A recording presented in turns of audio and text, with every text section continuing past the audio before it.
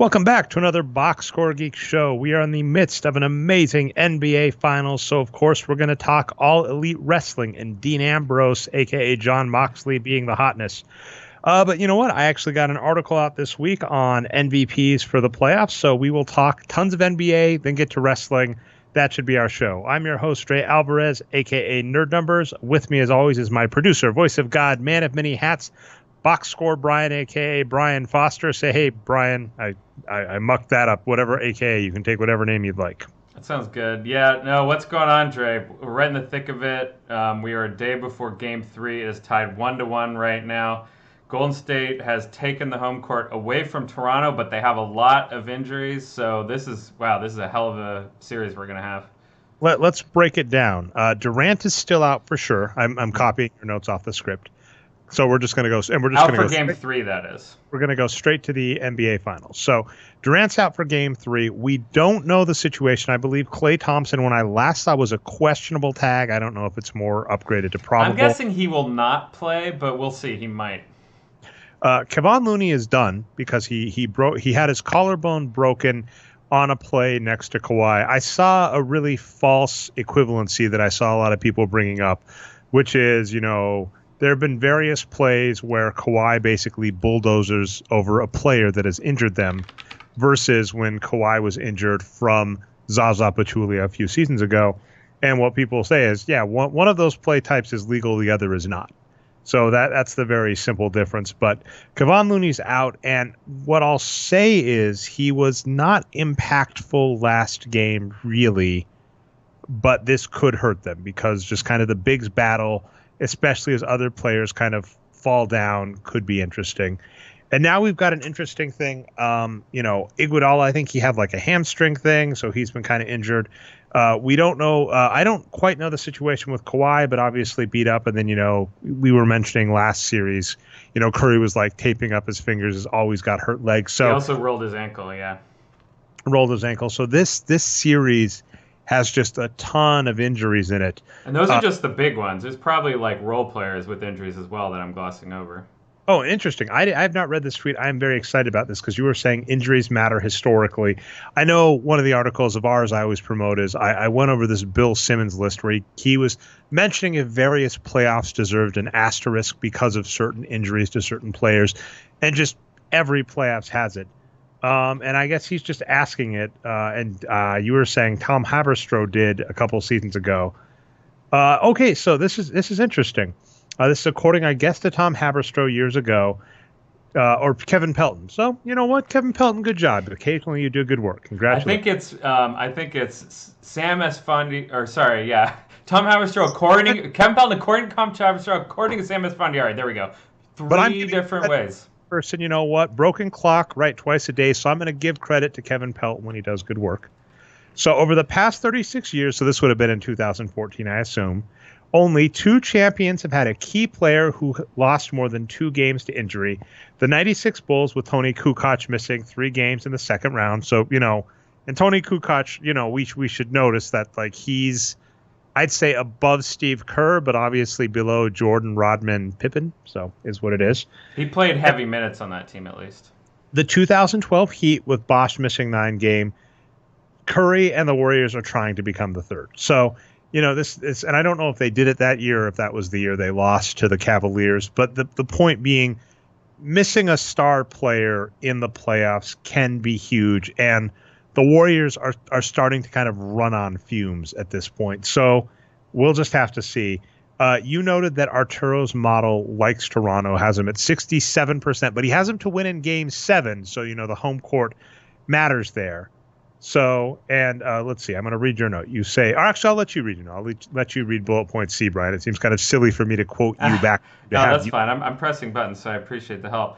Bullet point C. Okay, this is the quote from Arturo, actually. Oh, gotcha. So this is what he says about his model being a 66.7% advantage for Toronto. Injury news mean it's a mess. If I assume based on news that Looney is out for the series, Boogie is available, more on him in a little bit. Klay is 50-50 in Game 3, and KD is close to 10% for Game 3. He hasn't been cleared to full practice. then the Raptors have a big edge in Game 3, and I think he's saying based on that big edge in Game 3, that makes them a favorite for the series. I will say it has been fantastic to have Toronto go to Game 7 against Philly, and it would be nice to have an elongated series. There are a lot of conspiracy theories about refereeing in the finals. People were thinking with, I don't know if it was Foster's and Brothers or just Foster in last game, but, people were saying, they were supposed to go for the Raptors. Another easy argument is going for an elongated series. And in fact, this is amusing. I'm going to bring up a post from years ago that I haven't even reviewed recently, but it's from Ryan Rodenberg, who was at the time, I believe still is, a professor at FSU, a lawyer, who was noting that it is perfectly legal for professional sports leagues to fix games as long as it's not for self-benefit, a la gambling, etc. So essentially, the league can say, we would prefer, we would prefer this team to win. We would prefer the series to go this way. And it's hard to say that's wrong, right? Because it's a business. I keep bringing up this Tim Kawakami article where he went over the Golden State Warriors finances. I believe it was 2 seasons ago, and it was like over a couple of their finals runs, and was noting that they grossed upwards of $100 million. So I think they're allowed to keep $30 million of it when you factor in revenue sharing and opponent and all that. So basically, they grossed $100 million from just playoff games of for themselves. The gate, right? Yeah, from the gate, and then of that they got to keep like $30 million. And he even mentioned, I think it was gross, they missed out on like $12 million because the series was over in 4 or 5 against Cleveland. So it's kind of one of these where, as a business, saying we would rather have a longer, more competitive series, that's more in our favor than a short series. You can't even hate that. Yeah, I sure don't. I want it to go to 7 games, and it's funny. There is a great venue in Berkeley that I like to watch the games at, a local spot. And the owner there, he likes the longer series. He doesn't like when the Warriors win 4-0 every time. So, how about the local bars and the economy, Dre? Make that series go to 7 games. Oh, it's better for everybody. It makes sense. And I mean, that's one of the benefits of sports is live television is huge, and then live much-watched television. And I think that's one of the things. When the finals are competitive, people will tune in, especially for like a Game 7. What happened, you could watch the ratings. So the finals ratings last season started out pretty good. And then as soon as the Warriors were like up 2-0, and even with LeBron doing everything he could, them losing, people just kind of tuned out and were like, it was kind of like they tuned out for Game 4 because it's a 3-0 hole, and they're like, wake me up if it becomes competitive, but otherwise no. So I imagine a Game 6, a Game 7 people will tune in for, so that's definitely better. You noted this other thing that's just kind of fun, tangentially related. I believe it's, let me get the name right because I don't like messing up people's names, even though I do it all the time. Apologies to everybody. But it's Brian Mears over at the Action Network. I've followed him forever. He's an absolutely great quant. But he went over betting data and essentially noticed that when we talk pros versus Joes, meaning casual people betting versus professional sharp people betting, that the Warriors are one of these teams that just casuals bet the over on regularly, bet that they're going to win regularly, and sharps just clean up, which I definitely enjoy, just because it is very much, a fallacy. People know the Warriors, so they're willing to bet on them. Whereas people that actually crunch the numbers, people like Arturo, are like, oh, they're not as high favorites as you think. That's something we said preseason. We were like, the idea that they were an over 60 win team, I said, there's so many problems with this squad, I wouldn't bet on that. And lo and behold, 3rd best record in the league. Well, yeah, let's look at it this way. I want to say when we were heading into the series, the Vegas had the Warriors at 5-2 favorites. And then here we are, meanwhile, 2 games in. I know things change with the injuries and all that, but Arturo, we just saw, has Toronto at 66%, and I think he had them as favorites before the series as well. So that's a huge delta between, again, someone who's more of a professional like Arturo and then, what they're saying here. And just a few quick things that jumped out to me on this and, why I shared the link. The first chart they show here is the number of games over, I'm not sure what stretch of time. Here it is, 3 seasons. that teams have had 70% of the action or more, and the Warriors lead that by far. They've done it 126 times. Cleveland is number 2 at 68, and Celtics are tied with them along with the Spurs. And that makes sense, right? Those have been good teams during that stretch, but to get, doubled up by the Warriors, the fans are really, being irrational here, it looks like. Yeah, and I mean, what gets interesting when we talk about this, all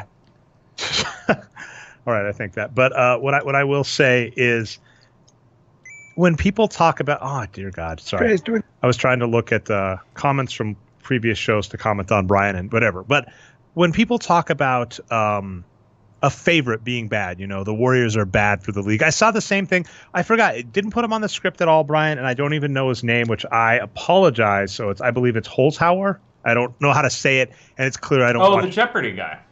Jeopardy guy. I saw, the classic articles. Is James Holzhauer, hope I'm getting your name right, if not, apologies. Is he bad for Jeopardy? Is he ruining Jeopardy? And it's like, are you kidding me? What were the ratings, Dre, I wonder? Exactly. And I mean, that's the point, right? Just, I know what's going on Jeopardy because of this guy. And the last time I cared about Jeopardy recently, I'm not saying it's not a popular thing. I don't want to give that impression, but I'm saying as a casual person who doesn't normally turn into Jeopardy, the last time I cared was when Alex Schmidt, the podcast host over at Cracked, when he went on a good run there too. For perspective, he won about 100,000. James Holzhauer racked up 2.4 million, somewhere around there, I believe. And part of it is not just the dominance, but the style, right? This erratic style. Suppose I remember Arthur Chu's another player. I remember that quote unquote picked random when they weren't really, right? They were hunting for the good stuff. So it's really funny how that goes, right? It's style over substance. And fun, another shout out, one of our favorites, Chris Ye, who was a contestant on Mental Samurai, placed second, so close. I got to say to Chris Ye that he has now has a story to share with James Holzhauer, which is, I'm just going to say James for the remainder, just going to say but he has a story to share with James because Chris actually broke down the last appearance. And what happened with James in the last appearance is he got unlucky with one of his daily doubles. Because he found it really early. Obviously, the benefit of the daily double is it allows you to exponentially grow your bankroll so that going into Final Jeopardy, you have a shot. James was behind in Final Jeopardy, and the way he wagered, he basically wagered to say, if me and the woman who won... Her name was Emma, I think? Emma, sounds good. I didn't watch. I just read an article. So, but if we both miss this question, I'll come in second. And so, and I'll beat, or no, not I'll come in second. If we both miss this question, I'll stay above third place. They can't catch either of us. So the gambit was, I get it right, she gets it wrong. I bet enough so that my bankroll is bigger than hers, no matter what she bets. We both miss it. I don't lose enough such that I'm still in front of third place, even if they bet it all. So it was a good strategy, but essentially it was some bad luck. And he, according to Chris, James got the most questions right on his last Jeopardy appearance, but still lost. And I got to comment to Chris. I said, you have something in common with him because Chris Ye, if you look over the entire run of Mental Samurai, Chris Ye correctly answered 28 questions, which is the most of any contestant on Mental Samurai because there are 2 rounds. You could have potentially answered 32 questions correct. Chris got 28. So I said Chris got the most questions right, but came in second place. So him and James, if they ever run into each other at a party, have much to discuss.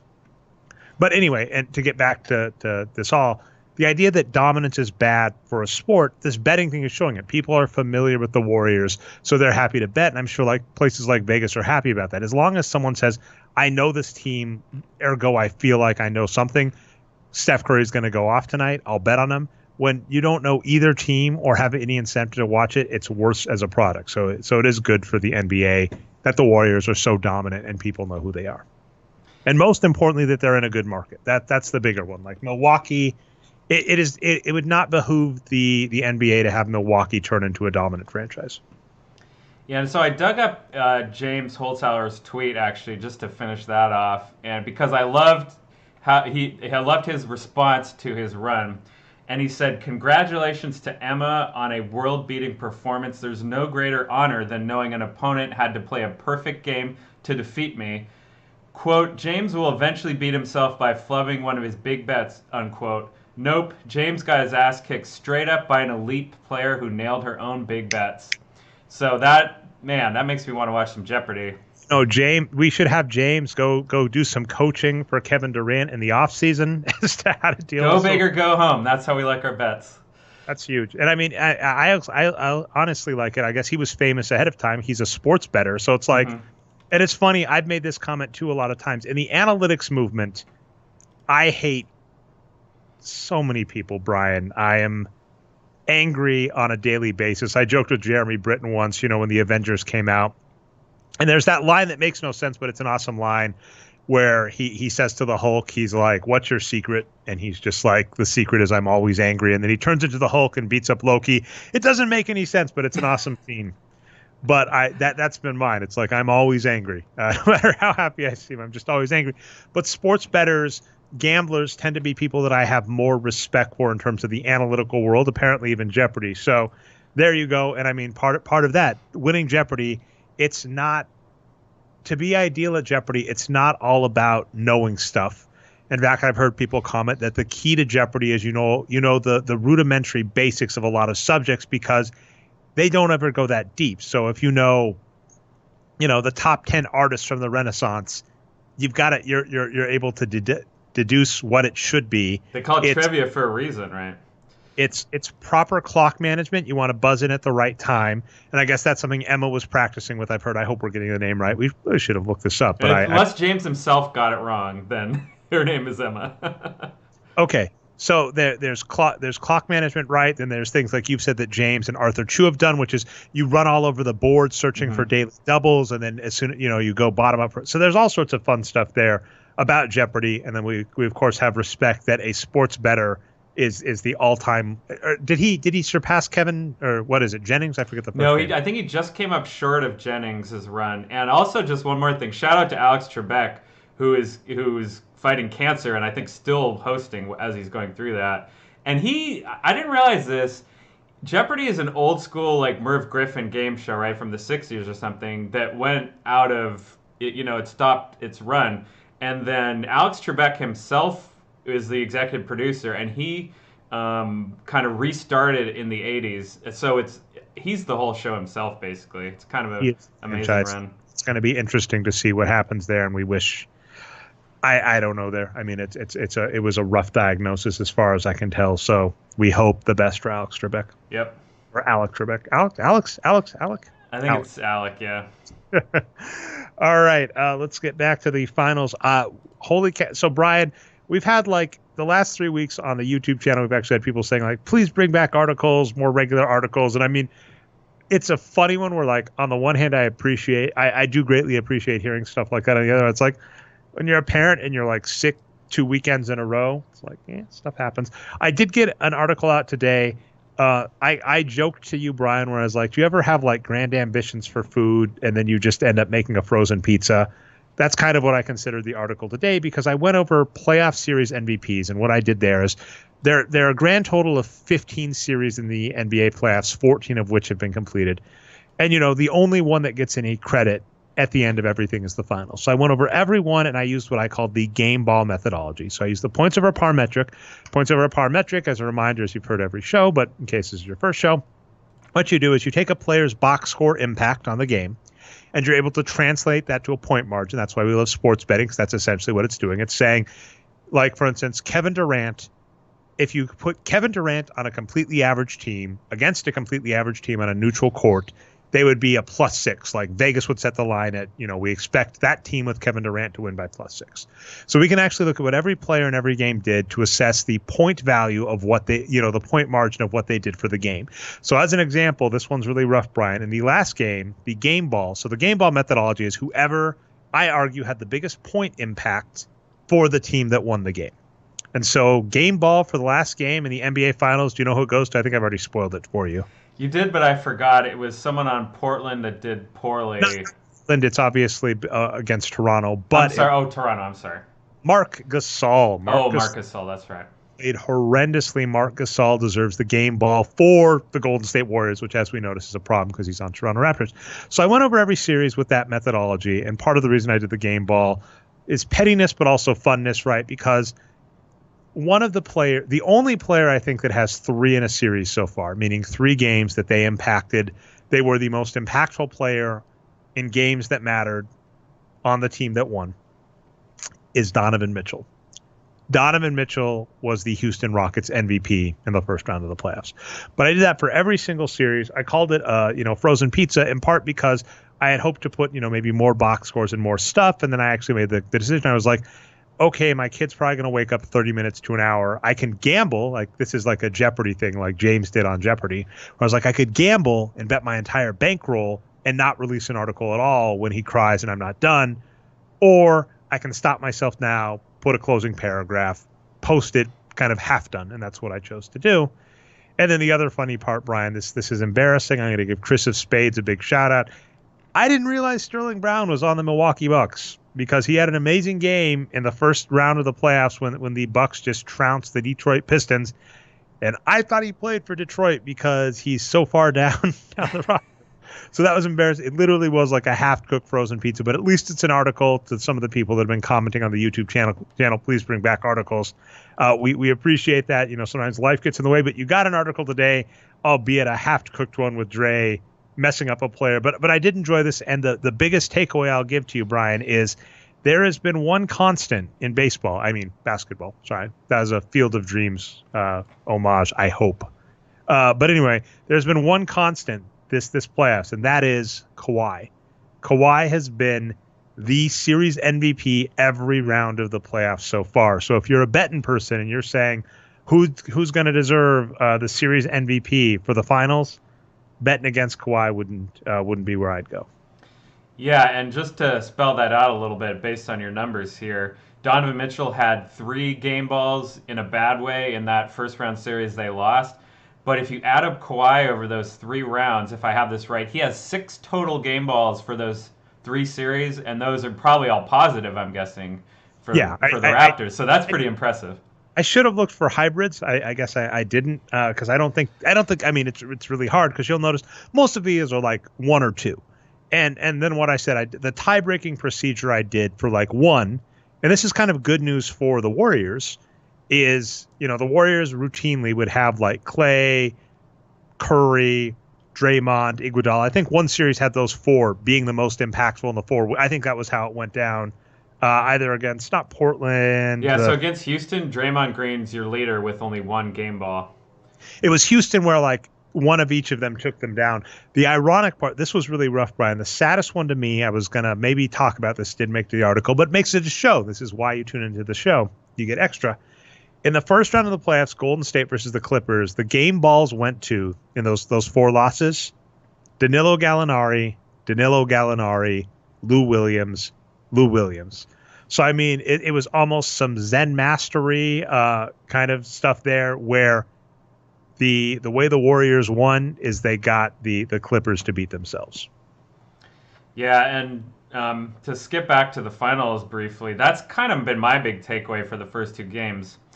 These teams that are left over have really been going at it on defense. There's been some decent shooting at times, but man, this has been a good playoffs. And so it was interesting because Pascal, I'm going to mess up his last name. I'm just going to Pascal. Mm-hmm. He got game ball for game 1. And I tweeted about this. He was as impactful as the next 4 players put together, which is freaking remarkable. Game 2, he's right behind Pau Gasol for being terrible. So this is a really interesting series, a lot of high variance. I mean, the other key part about this series I've got to throw out there is obviously Kevin Durant, a good meme I saw about this, Brian, one you might appreciate if you're a Dragon Ball Z fan, is essentially the Warriors right now are Vegeta getting beaten up by the Raptors who are Frieza, and Kevin Durant is Goku in the healing chamber. Okay. That'll probably take like 6 or 7 episodes for him to heal in Dragon Ball time. Exactly. And then, of course, there'll be a lot of talk about it. So for those that don't know, in Dragon Ball Z, Frieza is this super powerful character that wants to destroy a planet. And then everybody's getting their ass kicked. And this is a common theme in the show, which is Goku is off somewhere training or healing. He's the hero of the show, and he has to rush back to save the day in the nick of time. And then by save the day, what happens is he shows up, kicks the crap out of the villain immediately. The villain goes, ha ha ha, guess what? I have a second form. Then Goku goes, I have a second form. The villain goes, I've got a third form. Goku goes, I've got a third form. This takes like 5 episodes, meanwhile. It takes a million episodes to happen. But, it was fun. I enjoyed it in high school. But anyway, the problem with that logic is coming back from injury is never that straightforward. And we have no idea, even if Kevin Durant comes back, how healthy he's going to be. Apparently someone, either the dog or the baby, is in trouble, but will persist. So Kevin Durant, Klay Thompson, their health are big ifs, and we just don't know at this point. Yeah, no, we don't know. No, it's an interesting series so far. So you have Draymond Green, is playing well in that Houston series, and he's been pretty good in this series too, as is Iguodala, and we're going to talk about the Hall of Fame in a little bit. Those two guys have been playing a lot of minutes. The one thing that I think people on Twitter have been happy with Steve Kerr about is he has shortened his bench a little bit, and we're seeing guys play like 40 minutes a game in a lot of cases. So the Warriors are running those starters out there, especially Steph Curry. There's a few so they're still doing the 4 bench players with Klay for the beginning of the second quarter and the beginning of the fourth quarter. That's always been a little bit sketchy to me. That's a time when you can give up a big run, if there's Kawhi Leonard out there. But that's how Steve Kerr is deciding to do it, and it seems to be working. Although that period of minutes is how they lost Game 1. But it didn't fail them in Game 2 at all. Well, it was a really close game, right? And then I believe Andre Iguodala hit a clutch 3, and that's can't think of much more than that. They've been very close games, both of them, which is good. And like we said, it would be good for the NBA if this went to 6 or 7. As I mentioned, I'm rooting for the Raptors because I have a ticket worth a lot of money if they win. So candidly, I'll use one of my billion candidlies of the show, Brian. If the Raptors just want to win games 2 through 5, bam, bam, bam, by 20 each game, I'm not going to have any regrets. But let's talk one of our favorite players. And I have a lot of love for Andre Iguodala. In fact, as I think I've told on this show before, Andre Iguodala is how I got into basketball analytics writing. Because back in the day, Travis Heath, when he was at Hoops Rumors, Hoops Hype, one of the Hoop, I forget what the site was called, but it was Hoop something. He would have a weekly chat where fans could ask questions, and I would ask questions about basically getting Andre Iguodala onto the Nuggets or about how Carmelo Anthony was overrated. And I ended up writing him an email about Andre Iguodala's stats versus Carmelo Anthony's stats and why Andre Iguodala was a better player. And I did that, and it was kind of like you realize, you go, oh, I spent all this work on an email for one person. I should really be putting this out there for more people to see. And that was kind of a brain epiphany. And then, sometime sooner after, I did do a post on Carmelo Anthony and the Denver Nuggets over at Wages of Wins, and the rest is history. But, Andre Iguodala was one of these players I was always like, get him on the Nuggets, they win a title. There are even people like Mosey Platt back in the day and other former Wages of Wins great. He's just like, oh, come on, be serious. Is he going to be your guy? So the fact that Andre Iguodala went to the Warriors and won Finals MVP, when this was a guy that I was like, get him on the team, win Finals MVP. He came to the Nuggets. They won a franchise number of games. He did go on to win Finals MVP. He is a player I've absolutely loved. He's the only – so this is a lie. I got to meet Dikembe Mutombo, so I bought a Dikembe Mutombo throwback Nuggets jersey for him to sign, which was amazing. So I have 2 jerseys, both Denver Nuggets. I've got a powder blue Andre Iguodala jersey, and I have a Dikembe Mutombo throwback jersey. Those are the 2 NBA jerseys I've actually invested in, players that have reached that peak. And I did try and get Andre Iguodala to sign the jersey once at home, but I missed the window, right? You have to catch him at the tunnel, and I didn't catch him in time.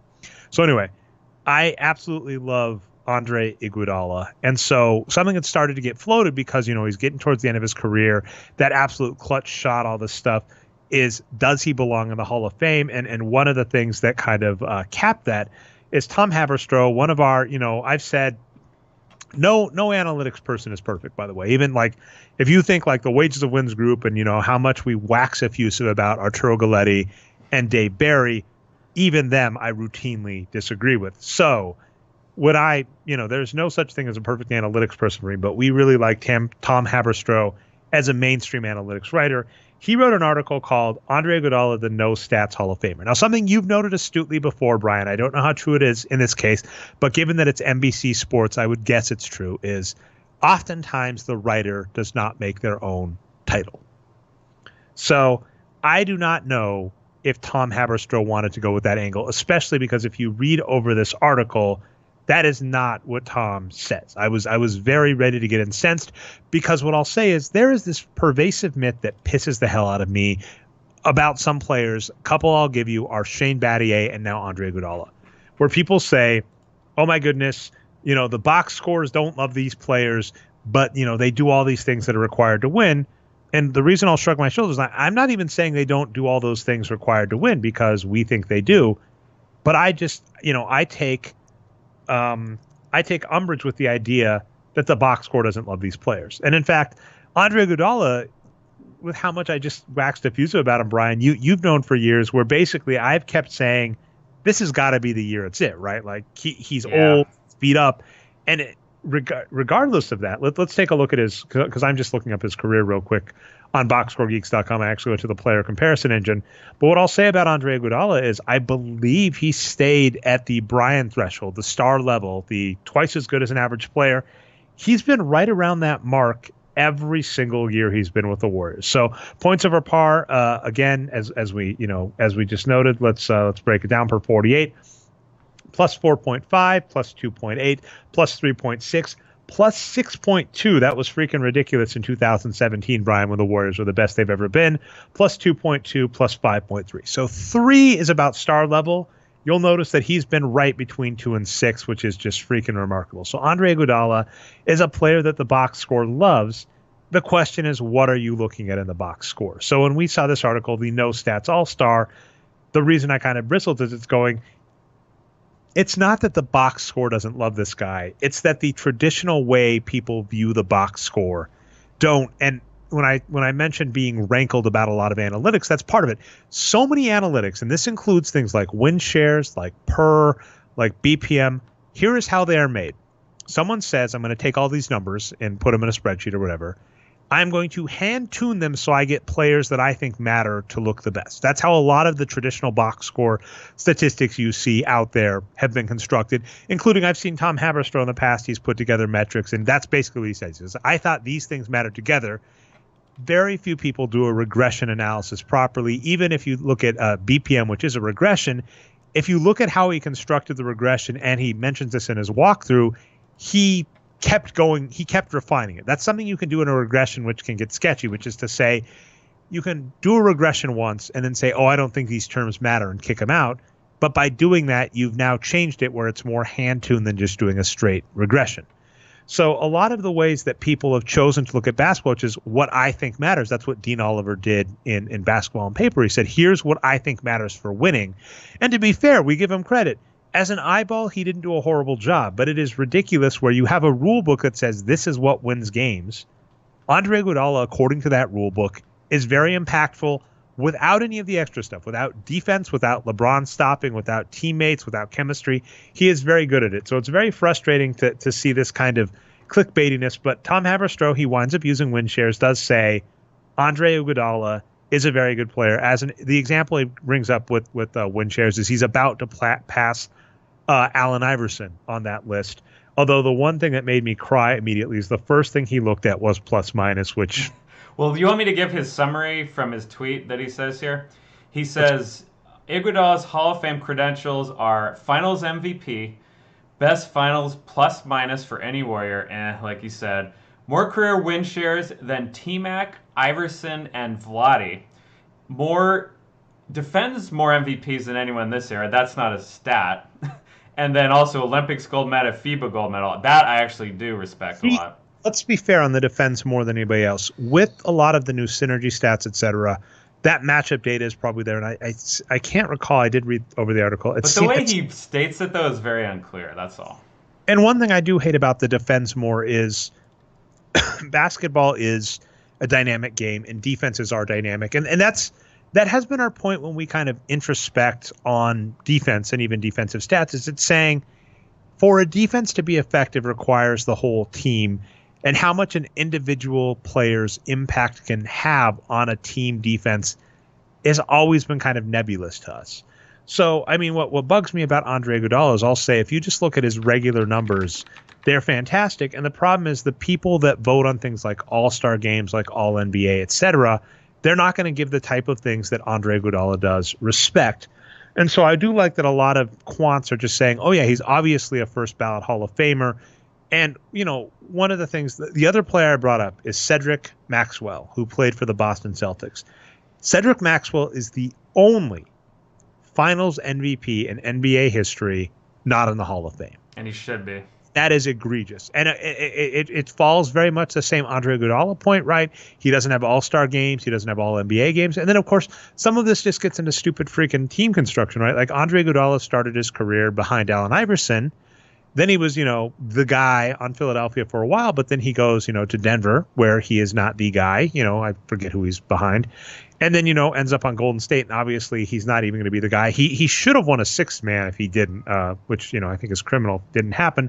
So it's kind of like, it's dumb when you go, isn't it remarkable? You know, this is what irks me because it's still kind of the mainstream. We were talking this pre-show, Brian, why we're kind of upset with this article. It's going, isn't it amazing that these mainstream ways of viewing things don't like this player, even though analytics like this player? And I'm sorry, given the fact that Moneyball was published, in 2004, and Basketball on Paper was published in 2006, and that we've had 10 years of Sloan and every NBA team has an analytics squad or whatever, that story doesn't do it for me anymore. And maybe it's a lot of like politics, right? Because as I've mentioned, I've gotten a lot less patience about things like racism or the Republican Party. I'm just like, no, I'm done. Like I'm done giving a fuck if you're like, oh, be nice to Midwestern voters, right? They're poor people. It's like, no, I'm done caring there. Sorry. It's the same thing here. I'm like, we've had 10 years of this. I'm sick of isn't it interesting that voters don't give this guy respect, even though all the numbers give him respect? It's like, no. It's like Andre Iguodala, that article headline, if I'd been the editor, would have been Andre Iguodala, first ballot Hall of Famer, period. Something like that. It's not even close. And I might write that article. And, you know, he noted, so for what it's worth, too, one of the problems, right, Basketball Reference has a Hall of Fame metric. And it is based on a regression, and it's a regression that's done, looks more correct. And what I'll give credit to that is Justin Kupatko, I believe, has a mathematics background, did it. And, I mean, what I'll say about regression analysis is in basketball analytics land, if you see the word regression, it's probably misdone. I'm sorry. There's so many, and here's where it gets funny. It's very much blind leading the blind. You'll have someone like Neil Payne who has no fucking idea what he's doing in regards to regression analysis. And I say this, you know, I'm doing I'm going to go with an expert. One of the people I follow on Twitter is Tom Nichols, who was actually, interestingly enough, Brian, I didn't realize this. He is also a Jeopardy champion. He won 5 times in a row, although it looks back in the day when the prizes were much smaller. I think his max winning was $5,000 or something. But anyway, so Tom Nichols is this actually conservative pundit who wrote a book called The Death of Expertise and laments how few people give respect to people in positions of authority that actually do have expertise in the field and know what the hell they're talking about. And you know, one reason I give him credit, he is a never Trumper that actually stuck with the never Trumping. He's not like, you know, Mitt freaking Romney, who, you know, if Trump offers him a free steak, will turn around, and even if he spent all week tweeting about how evil Trump was, he's like, oh, free steak. Well, of course, got to take that up. Anyway. So Tom Nichols writes a lot about the death of expertise and how people don't give people who are experts in the field enough credit. I follow Dave Barry because Dave Barry is, you know, the peer-reviewed, published person who teaches this, you know, tenured all this on that subject. And when he's like, this is not the right way to do regression analysis, I give him credit. And he literally wrote the textbook on sports economics. He literally wrote a sports economics textbook. And so, but then when I see someone who's like, and I'll put us in this category in many regards. I have a lot of credentials in regards to math and statistics, but I'm not going to claim I'm an expert on regression analysis because I'm not. You know, there's some blogger who's like, and for the record, you'll notice my hatred of Neil Payne. He is he was like the sports media person for Basketball Reference or for Sports Reference back in the day. He's like, I wrote this regression analysis, and people have copied his regression analysis. It's like, no, that is incorrectly done. So anyway, that's my point, is like, we're at a point in time with basketball analytics where I'm like, I am sick of going, wowie, these people that don't know what they're doing don't properly measure people. And I'm like, listen, man, Michael Lewis wrote that story almost 2 decades ago now. And it's not that hard to just say, find people that know the fucking math and listen to what they say. And it amazes me that that still hasn't happened really in basketball. And I think you're calling out people in general, right? Not Tom Haberstroh specifically necessarily, even though it's a bad article. But so it's interesting is I'm not calling out Tom Haberstroh for the analytics side. I'm saying I am frustrated that this is still a story, and that's not really his fault. I'll give, you're the person that has always astutely noticed this, give credit to journalism, give credit to people that run sites like ESPN, where you have to produce regular content. You have to produce content for an audience. And I'm kind of saying, I'm upset that this is still a story. Well, I guess understand why it happens rather than give credit necessarily, but I hear you. Well, just to drive that point home, here's something I've said on the show a lot in the past. If you think about, you brought up Moneyball, and a stat in baseball that people used to use all the time before Moneyball, and still do too for that matter, is batting average, right? And everyone hates batting average now. It's like, oh, let's move to on-base percentage. Let's move to, runs created. Let's just keep moving forward, right, past batting average. But then think about the NBA, where we're at points per game. That's even worse than batting average. That'd be like hits per game. What if in baseball people looked at hits per game and they're like, this pinch hitter that had 1 hit compared to this guy who had 5 at-bats? Like, it's absurd. It's just absurd. Well, I mean, the problem, I'll give 2 sports, right? This is hockey and basketball. The issue they have basically boils down to the fact that in other sports, in football and in baseball, there is a natural governor on possessions, right? When I'm comparing Tom Brady to Peyton Manning, we can basically say they're only, I did the possession analysis years ago. I don't know if it's gone up or down or whatever, but the average football team is going to get so many snaps a game, right? That's just the way it goes. They're going to get so many drives. Drives would be a better one. Right. And so you're comparing 2 quarterbacks, basically saying, if both of these quarterbacks get, let's say like 3 drives a quarter, so 12 to 15 drives a game, right? Tom Brady, Peyton Manning both get 15 drives a game on average. So when Tom Brady gets 50 touchdowns versus Peyton Manning 60 or whatever, remember, they were both really good back in the day. Like, that's where we can start. And, that's where we can start comparing them. And it's very obvious because we're saying, with roughly the same amount of game time, here's what you two did.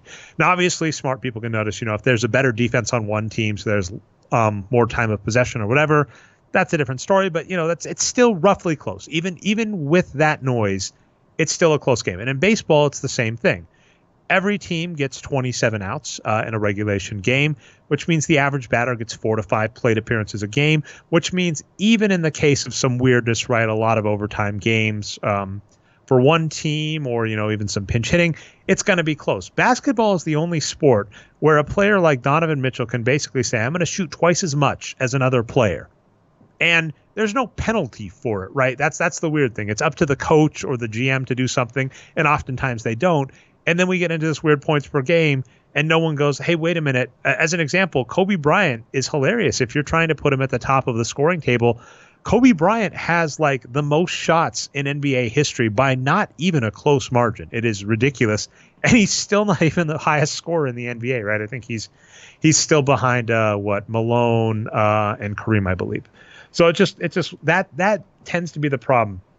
I will say, I'll give Myers, right, Bob Myers, a lot of credit. He says, look a little further than points per game.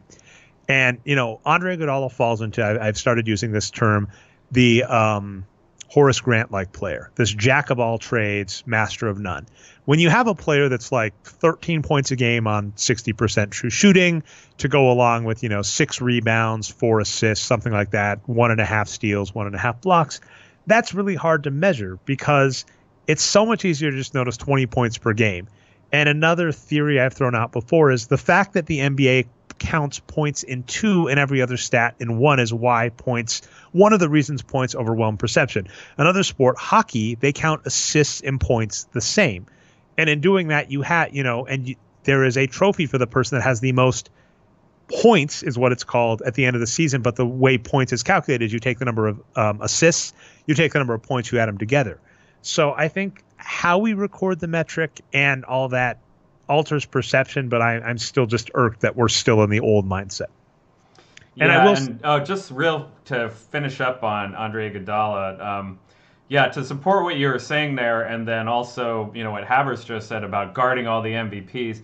There is something to that, I think. And what I mean by that is he's done everything in his career, Andre Iguodala has. He did start out with Philadelphia, and he was kind of a mainstream shooting guard. Like, he actually took 18.9 shots a game in his fourth season, 2007-2008. So he was a mainstream all-star back then.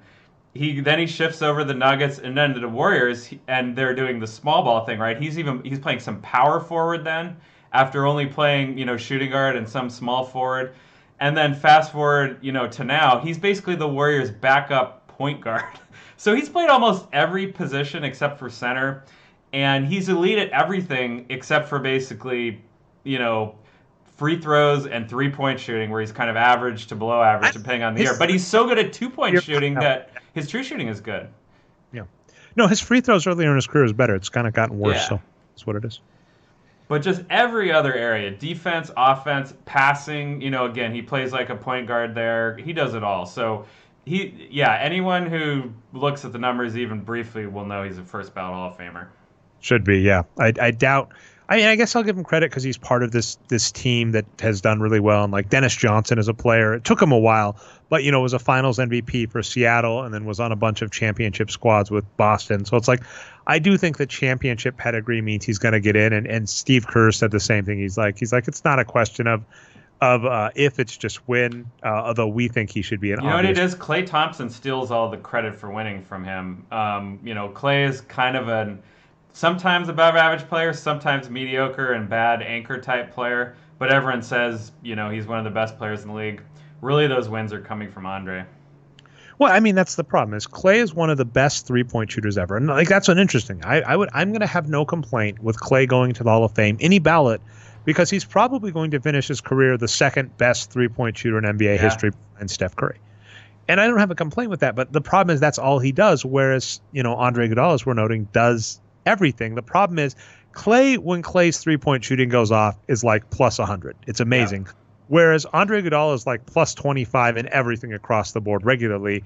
And there is a very real cognition bias towards liking that first versus liking the second. Maybe this is wishful thinking, but I'm guessing Klay will want to be a max player and want to be the highest volume shooter on the team. So he will go to the Lakers or Clippers on a max contract and put up a lot of points over the next, 3 to 5 years, and that'll get him in the Hall of Fame. That's my guess. I mean, Klay's already guaranteed Hall of Fame. I don't think it's a problem. I mean, I think it would be good for you if there was basically a Harrison Barnes situation. I'm being very wishful thinking here. You're right. I mean, that's what happened. And by the way, one last thing on Andre Iguodala I want to give that is making me laugh is reading these articles.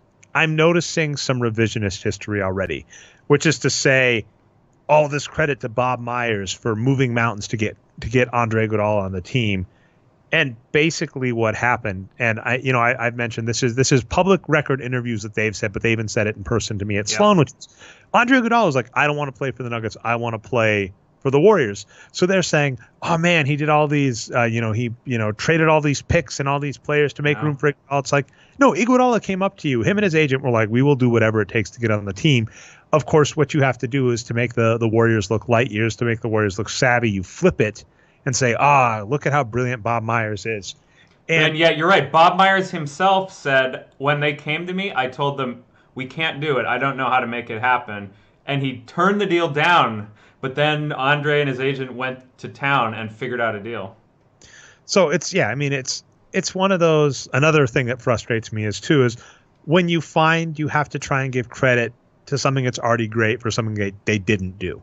As an example is like Kobe's clutch. Like we're one of the more I'm probably one of the more middle of the road, moderate, whatever annoying centrist you want to call people in regards to Kobe. Where I think even with you, I come in, I go, look when you factor in longevity and time with a single franchise and regular season performance and playoff performance and finals performance, he probably is a top 10 to top 20 player. Now, admittedly, that's a lot of caveats, and a lot of those things are out of players' control, right? Chris Paul would probably have a better 7 to 9 finals than Kobe Bryant. He's just never been in them. But, we can't change that. So, I do find that, I don't want you to give Kobe credit for being a clutch shooter. He wasn't. He was great at so many other things. You don't need to do that. So with the Warriors front office, it's like you've done so many things good. Trying to take credit for getting Iguodala as if it was this masterstroke as opposed to not just dumb luck kind of pisses me off. And just one last thing on that, Dre. The funny thing is, the only reason we know this is because Bob Myers was so candid about it. He could have just lied and said, "Oh yeah, we're light years ahead," like Joe Lacob did. Or I'm not saying Joe Lacob lied, but you know what I'm trying to say. Most GMs, I think, probably do that. They just say, "Look at all these great moves we made," whereas a lot of them were probably dumb luck as well. Well, yeah, it gets interesting, and we'll give Bob Myers all the credit because I think, like I said, he's one of our favorites. Kevin Draper is one of our favorite writers, but there have been a couple analytics articles where I'm like, in regards to, for instance, Rick Carlisle and defensive changes and going, there are analytics things that I would love for you to praise about teams. I get upset when you have to kind of retrofit an analytics angle onto a team, especially because when you have people like Josh Hart coming out against analytics, you go, the reason you hate analytics is you have all of these pundits saying to you things that, like, if you start thinking about it, you're like, oh, that's bullshit math or whatever. So I absolutely understand it. So it's the same thing here with Andre Iguodala. It's like Andre Iguodala deserves his jersey retired. He deserves to be first ballot Hall of Fame. And to your point, let's give Bob Myers all the credit in the world because it's not him writing that story. It's writers that want that story writing it. So is what it is. Let's do the last story. This is just kind of more of I would even call it just kind of a shout-outy thing. Yeah. This gets in. So Kawhi is suing Nike for the rights to like the claw logo he has. The Clippers, as you noted, are reportedly trying to buy that signature logo too from Nike to win free agency. And I've seen some people note it's like trademark everything you do, athletes. And this does just get into the fun, litigious nature of things. There are these stories that'll pop up from time to time to paint people as the villains, and it sucks that I have to be on their side, which is like Michael Jordan. So Michael Jordan has shown up in the media before. It's like Michael Jordan sent a cease and desist to a grocery store for using like the name Air Jordan. And you're like, oh, what the hell, Michael? What's your problem? And the United States is a very litigious country. And it's like, yeah, if you don't file those patents, if you don't file that paperwork, people will take it and try and make money off of you. So this is a rough one, and we'll have to see what happens. Yeah, so what Kawhi is alleging is that he created the logo while he was under contract with Nike and then went to them and said, yeah, this is my logo, but let's use it for mutually beneficial business, but then didn't trademark it, like you said. Then Nike did trademark it themselves without telling him. So that's what he's alleging, basically. So yeah, typical like shady business dealing, and who knows how it's gonna turn out in the end. I guess we should be rooting for Kawhi based on what we know now, but I don't know what's gonna happen. Yep. All right. This is just kind of the one note. Obviously, you're noting we're starting to approach that free agency period. And Anthony Davis, you said his preferred list now includes the Lakers, the Knicks, and the Clippers. It's kind of a foregone conclusion that Kevin Durant and I believe Kyrie Irving are going to the Knicks. That's going to be really weird next year on the Knicks if that happens, Brian. So that's just all kind of starting to leak out a little, and you just kind of noted it. And I said I don't have too much more to comment until we see more, but I thought it was a nice transition, to our last topic, which is wrestling, which is the Pelicans seem to just bear a grudge against the Lakers, and that's really weird, and that's frustrating. And we've noticed that before. A lot of management can boil down to pettiness and annoyance. And actually, we talked Josh Hart. I got to give him a shout out. It was actually in regards to Jimmy Butler. Josh Hart on a podcast actually said, "Shit, I can't get in trouble for tampering, so hell yeah, I want Jimmy Butler to come to the Lakers next season." So Josh Hart, you're our boy. Wait, why can't he get in trouble for tampering? because that's what, if Magic Johnson or Rob Pelinka or Jeannie Buss comes out and says, man, we really love Jimmy Butler. If he's still under contract with the 76ers, they can get in trouble. Whereas I guess Jimmy Butler's saying as a player he can't, although now they'll probably change the rule. Okay. I see. That's funny. Tampering is so dumb. Yep. No, Brian doesn't even have a subject. So let's get into wrestling because, as I mentioned, the Pelicans kind of refusing to trade Anthony Davis to the Lakers when he wanted it, and now basically kind of going scorched earth. Like I said, it would be really fascinating if Anthony Davis pulled a Kawhi and was like, I'm done. If you do anything but trade me to the Lakers, I'm shutting it down for the season. I don't know what impact that would have because we know whenever these kind of things happen, it usually tends to impact the players negatively in the upcoming CBA.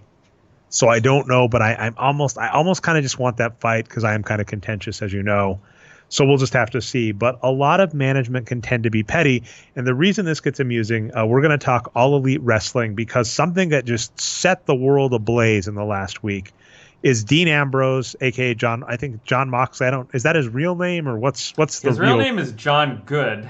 And Jon Moxley was his wrestling name, for the first 10 years or so of his career. Good. That's Jonathan Good.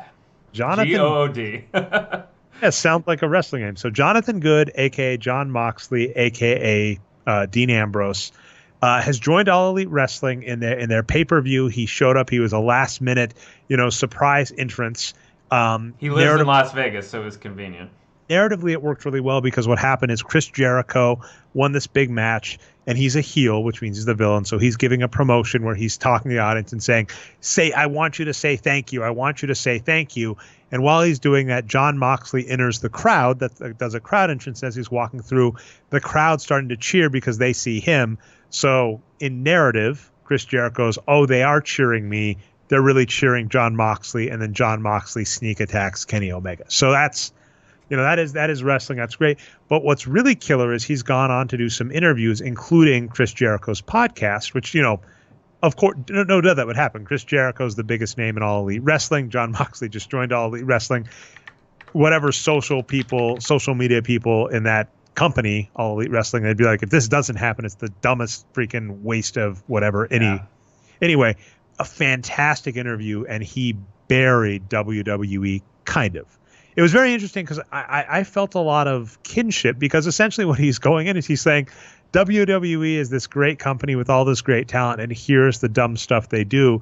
And it feels so much like us when we're like, oh, man, we love the Utah Jazz. We love Rudy Gobert, but giving all these minutes to Donovan Mitchell is dumb. Or, oh, my goodness, we love the Golden State Warriors. They're so fantastic, but why did they let JaVale McGee go? And why did they sign Nick Young? We were like, what are you talking about? They're great. And he went and did that and talked a lot about WWE in terms of things that they're doing incorrectly. And it set the world ablaze and was a great thing to listen to. Again, bring this back to me. As we've talked on the show, Brian, I don't remember how much has come up. I basically said if Dean Ambrose won the WWE Championship belt, I'm going to use the word belt. That's a weird thing. Vince McMahon, head of the WWE, does not like. He doesn't like people using the term belt. So I'm going to use the term belt. So when Dean Ambrose won the WWE Championship belt, I was like, I'm going to sign up for the WWE Network. And then when he ended up losing it, I was like, I'm done, and I've never returned. So I've always been a big Dean Ambrose fan, and poor booking in the WWE is a big reason I stopped watching him and a big reason he got upset. And he has this great interview on Talk is Jericho about it, and just going over these kind of foolish decisions WWE is making. And then it even gets kind of funny because Vince McMahon turns into just very much the same petty owner that we see in the NBA, where even now apparently people are getting in trouble in the WWE for commenting on AEW. There was a Sami Zayn promotion in WWE on Raw that has since been cut, after the fact. Oh, really? I saw guesses that was a work, but you're saying it's not. It was a shoot since it's got cut. This is what Dean Ambrose talks a lot about and was fascinating, as he was saying how much Vince McMahon micromanages things and how things can get in trouble. Where what he brought up, this I found this utterly fascinating. So Dean Ambrose talks about behind the scenes promotion. So in wrestling, they try and treat it like a sport. And so we're used to this as an example, right? After the game, you go up to Steve Kerr and you say, hey, what do you think about Andre Iguodala hitting that three? And he goes, yeah, I expect that of Andre Iguodala at this point. The real story is, whatever. Because Steve Kerr, he's a smart ass. I love him. And I would say this sounds mean. He's a good smartass, right? I think Greg Popovich is the antagonistic one where you ask him a very straightforward question and he's an asshole to you, whereas Steve Kerr does like the joking where he compliments the player, but at the same time, gives a little sass. So it's kind of the reporters are in on the joke with him, right? He's not being rude to the reporters like Popovich is. Yeah. So, like the example would be a reporter asked Steve Kerr a question. What did you think of that game? Popovich's response is like, fuck you, asshole, is the subtext. Yeah, basically. Whereas the reporter asks, Steve Kerr a game, and the subtext is, Andre Iguodala is great, but, I'm going to get a dig at Andre Iguodala. I'm going to compliment him and insult him simultaneously because that's what he does, because he's awesome. But, we're used to this in a sports game where you might see a sideline reporter interviewing someone from the match.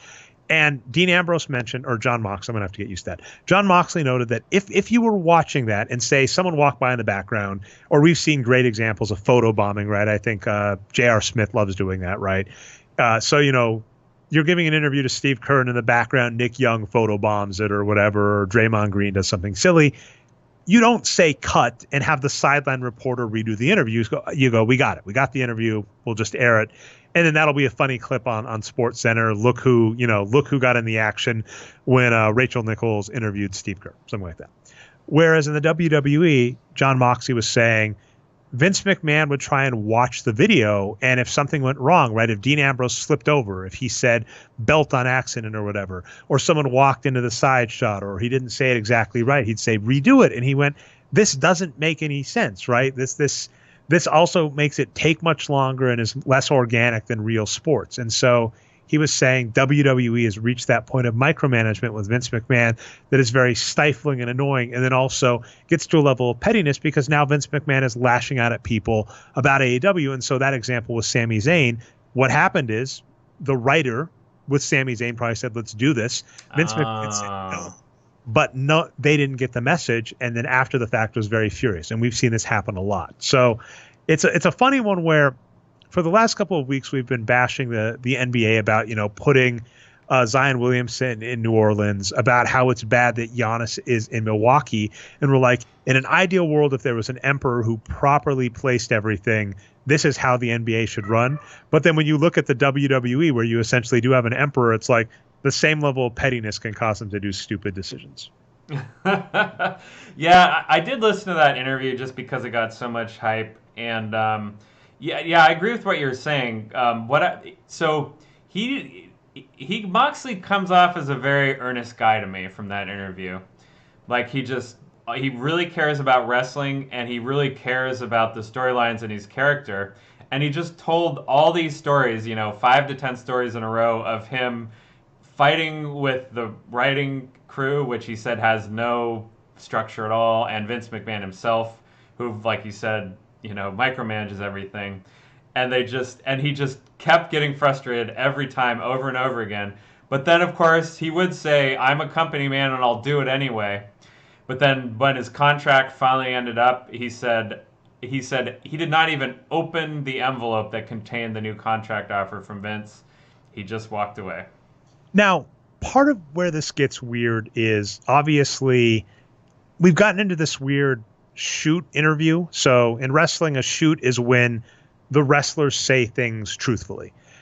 Because there's this concept in wrestling called kayfabe. It's been dead forever, but kayfabe is you pretend that you are a real professional athlete and that this is a real athletic endeavor and the outcomes matter.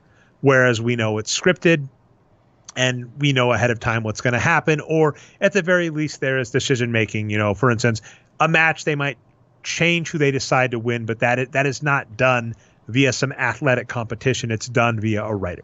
So it's a very, very akin to like a Saturday Night Live television show would be the best way to think about it. It's pre-scripted. You might change a few things on the fly, but all in all, it's performative. It's acting. It's theater. It's like an improv theater.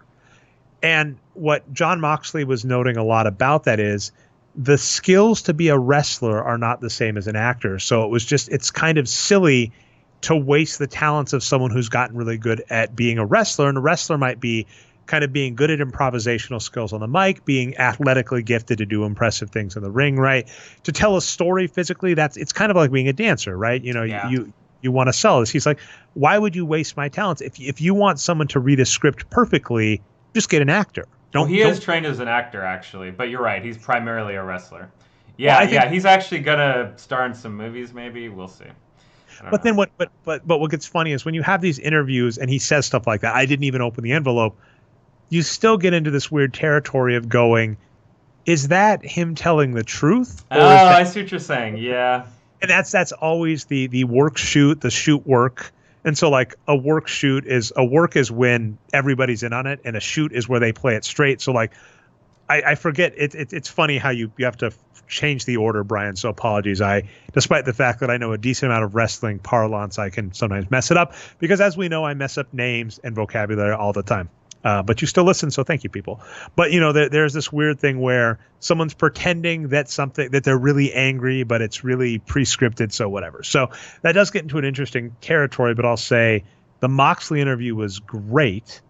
And then the last point I'll give, when you're talking about the stories about Vince, there was back in the day an interview he did when he was with WWE and he was the WWE champ with Stone Cold Steve Austin, another really famous former wrestler and now really famous wrestling podcast that kind of didn't go over that great.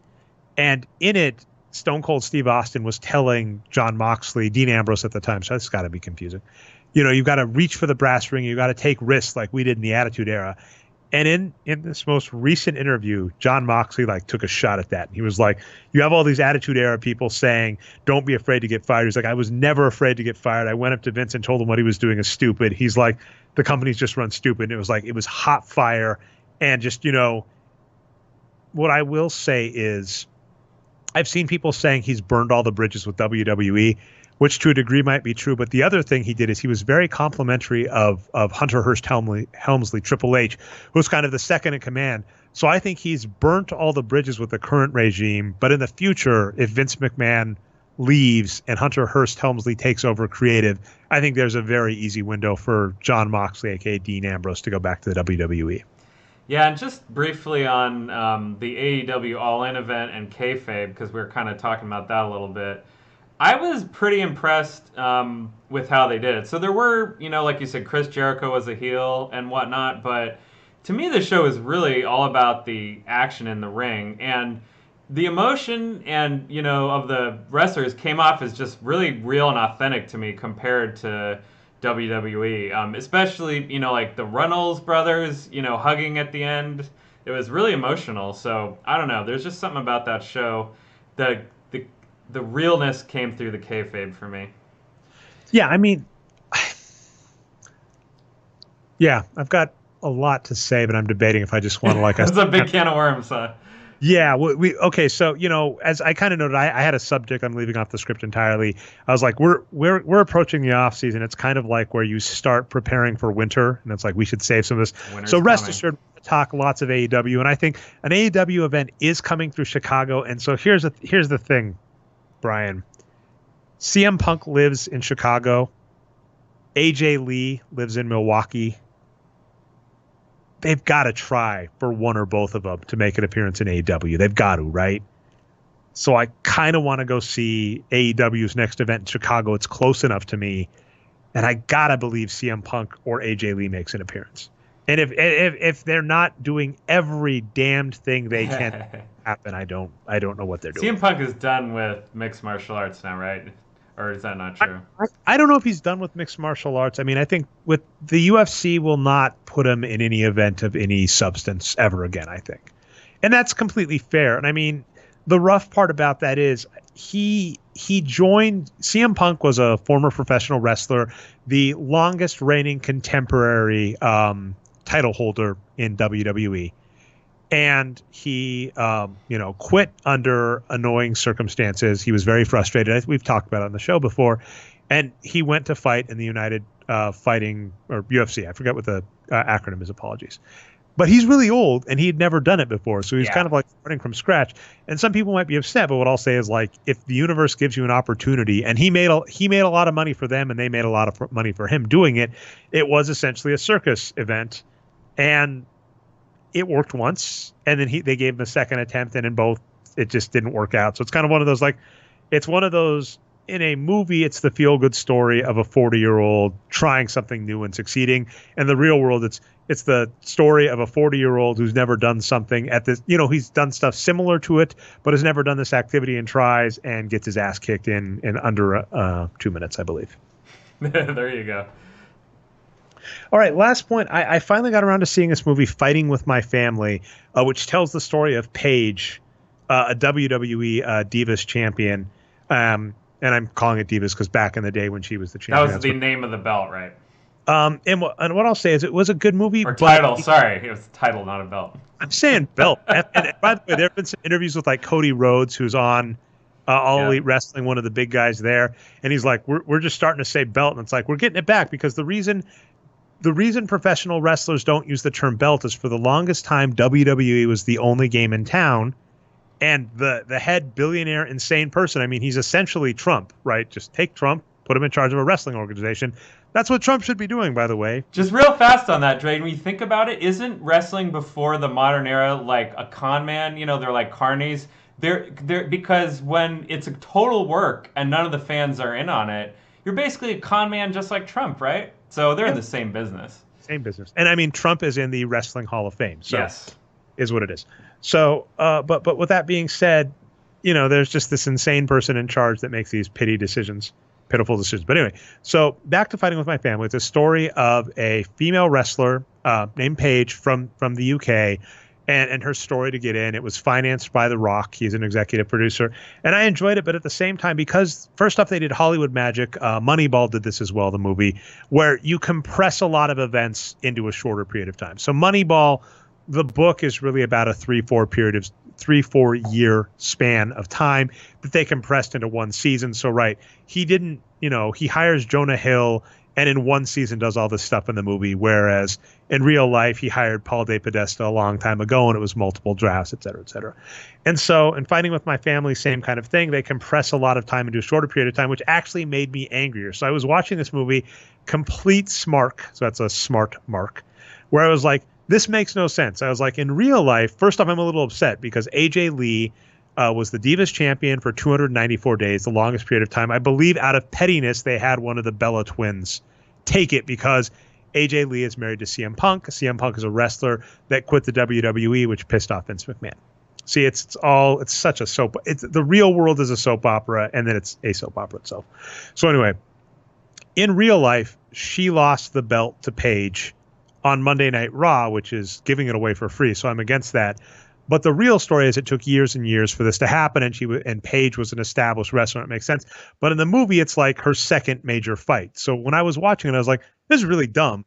And then also knowing all the behind the scenes stuff like the John Oliver stuff we've brought up and all that. And the fact that the postscript to Paige's career is she's had multiple neck injuries and can never wrestle again. Very similar to Daniel Bryan, although Daniel Bryan came back.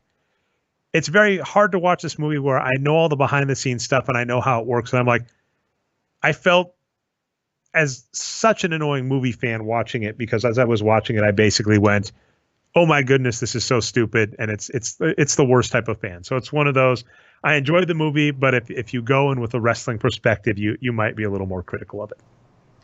Yeah, and so I have not seen it, and I think you're saying that it is maybe worth seeing for wrestling fans or not?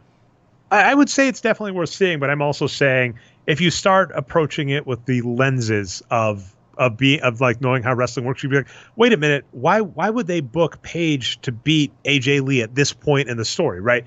In real life, she had been a 2-time NXT champion. She'd been well established. She had basically, NXT is like their their AAA system. So it's like, oh, this person's won 2 AAA titles. It's basically like the first round draft pick, right? That makes sense. But it's weird though, because the quality is as good, right? Almost. So it's a very, very good wrestling. Yeah, I mean, well, what gets fascinating about NXT with the WWE is it's their developmental program, but because at least for a long period of time, WWE is like the only big ticket wrestling promotion in North America, they would also use it as a, hey, you wrestled in Japan. Let's bring you here so you can learn about the camera angles that we have, about our ring format, et cetera, et cetera. So it was interesting because it's a developmental league, but it's essentially a developmental league. And we've seen this happen now with like G League teams, like Jabari Parker, for instance, was injured, and to just get healthy, he went and played with the Milwaukee Herd for a bit. And it's like, that's essentially what NXT is. It's simultaneously a develop new young prospects, get established veterans up to speed, kind of let injured wrestlers just get back up to snuff kind of thing. So it's interesting where you're saying quality wise, it's essentially the same as WWE, which you're right, because it's the same production team with very similar talent. Yeah. And I guess, we were chatting about this before the show. I don't know very much about how it happens behind the scenes. So that's what I was really hoping for in this movie. But, maybe we should recommend the documentary instead. I forgot the name of it, from the late 90s. Documentary on Paige's life and all that. Going. She has a documentary too. Okay. So yeah, we'll definitely recommend it. All right. Well, we've gone to that classic hour and a half mark, Brian. I've said all I need to say. Go Raptors. Sorry, Brian. Well, that'll be a nice consolation if the Warriors lose, seeing you get paid. That would make me happy. All right. And not only Brian, so like I've been meaning forever to do something like that. That back wall needs more work. I'm going to take the betting slip and frame it, and it'll go right there if that happens. Rest assured. I do have a shout out, but if you've got a shout out, I'll let you go. Nah, I don't think I have any shout outs. Shout out to you for coming on the show tonight. Thanks. All right. I am a big fan of Cracked, as you know, at least the old school Cracked. So, what's actually kind of amusing in a sad way is Michael Swaim has made his own like Patreon-backed service called Small Beans, where they do produce podcasts and have now started producing video content. So that's my shout out. I want to shout out Small Beans for producing the web series Off Hours. If you were a fan of Cracked and their show After Hours, the premise was 4 friends would meet at a diner after work and discuss pop culture and kind of have different takes about, various questions like what would be the best timeline. If you were going to do time travel, what would be the best time travel technology you'd have access to? Or if you were going to be a henchman for an evil corporation, which would be the best evil corporation to be? And it'd be 4 friends at a diner debating, which is something I'm sure many geeks are familiar with. I mean, we do that on the show all the time. Michael Swaim has rebooted that show. He's called it Off Hours because I think Cracked probably owns the After Hours IP. But it's fantastic, and we're happy that's there. And then what I was going to say about Cracked, the sad point is Michael has in comments said it was kind of one of these things that we've seen in the United States. I believe Sears and Toys R Us are similar, where you have a big company buy a smaller company to dump a lot of debt and let them go bankrupt, and then you basically write it off. And it's kind of messed up how that can work in the United States, and something that should probably change.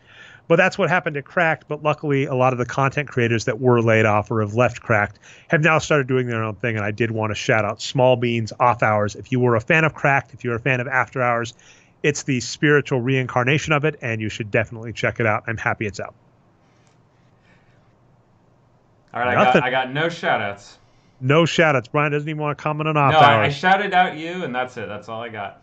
All right. Well, anyway, that's been our show. If you want us not through the website, you can find us at boxscoregeeks.com. We go live every week, usually Monday or Tuesday, twitch.tv/Nerd Numbers. And you can catch live recap.